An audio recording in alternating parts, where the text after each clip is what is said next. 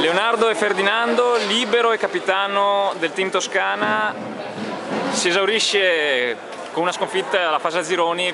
Che esperienza è stata fino a questo momento per la Toscana? È stata un'esperienza divertente perché le partite che si sono fatte e di esperienza di modo che siamo rafforzati per queste partite e ci siamo molto divertiti. Okay.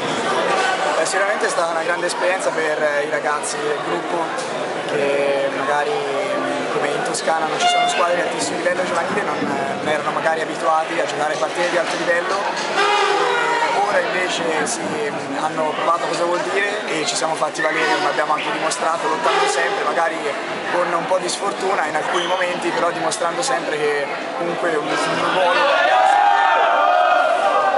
Una parola per definire il ruolo di libero e il ruolo di capitano.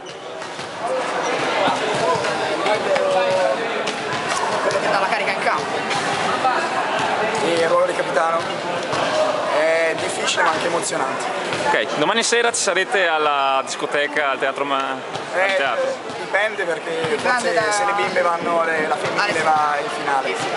Quindi si fa il tifo o non si fa il tifo? Si fa il tifo ovviamente. Meno male.